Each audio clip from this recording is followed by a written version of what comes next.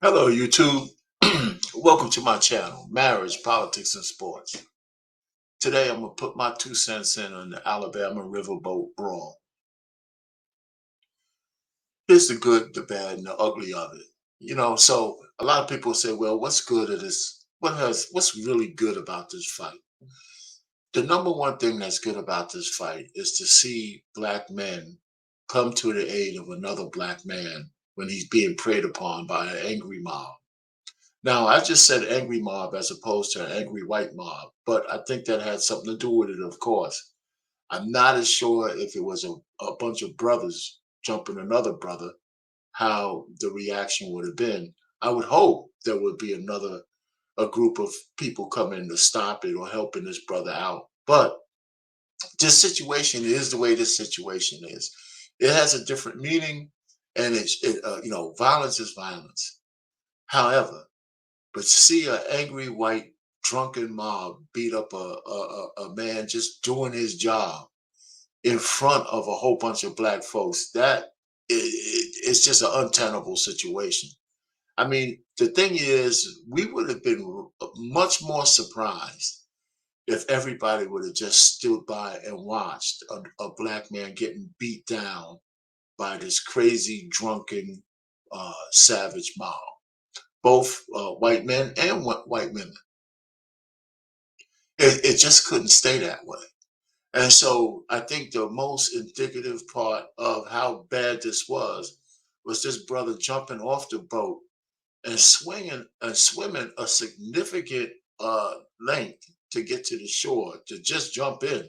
Even after the exhaustion of doing this swimming, he was willing to fight, to help out, and we saw some other brother come down, try to break it up, and they swung on him and he jumped in. So I didn't put this video in here. But the good part is that as a black man in America, we always understood that as a subgroup of Americans, that black male heterosexual Americans are the most despised and preyed upon across the country. And in spite of it all, we still try to work as hard as we can. We've been with so many successful black men, whether they're rich or in the middle class, trying to raise their families, living in places where they know they need to do their best to get their kids and their wives out of there, and in places where they can at least live in some kind of semblance of peace and make their way through a country that belongs to us, right? It belongs, if we're Americans, it belongs to us just like any other Americans. And, we realize that.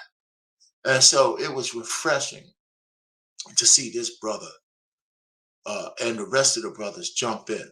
Now, the ladies who jumped in, they should have minded their business because women shouldn't be in brawls with men like that. Take care of the other women if they're jumping in, but don't be putting yourself in harm's way because a brawl between men is none of your business. Anyway, but let's put it to you this way. Today, Tory Lanez got 10 years. This tells you how much we're despised. He got more time for we don't even know what happened because they keep saying he shot at Meg Thee Stallion, and she says she's living with all kinds of pain. She's full of shit. She's going around the world making tours, throwing out baseballs, just starting it up everywhere she fucking goes. And she's talking about that she's in a whole bunch of pain. He should get the maximum. There's another black woman. Even black women have a healthy despise, despicable hatred for black men. A lot of them, too many of them. Statistically significant amount of black women absolutely despise black men. And if you ever on YouTube, there's a sister who actually advocates for killing black babies while they're still in the womb. All right, so that's the kind of hatred that goes on. If you go to ESPN, there's a misandrist that's like leading basketball, a league full of black men, and she hates black men.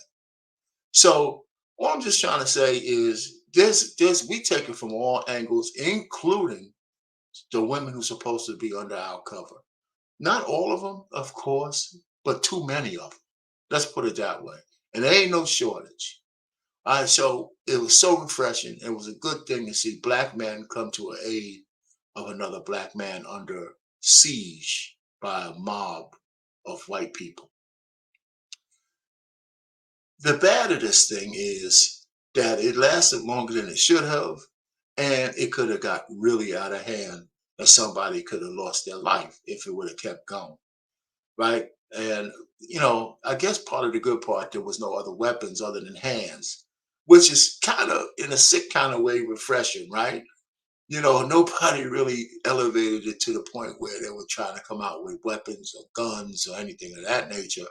So it was really fisticuffs, right? And a brother was saved from a beating that he should have never got in the first place by just doing his job.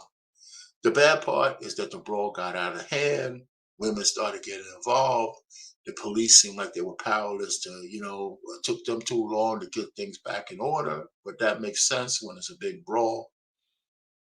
The ugly part of it is that it turned into a celebration.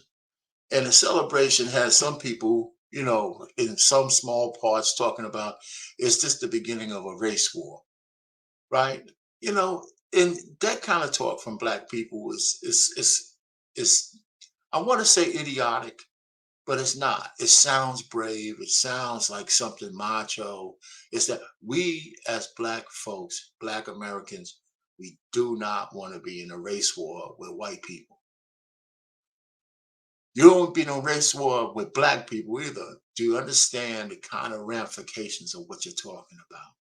We're outnumbered 250 million, right? People, right? There's no winning a war like that. There's no way to success through that methodology. Okay? It really isn't. It's just dumb.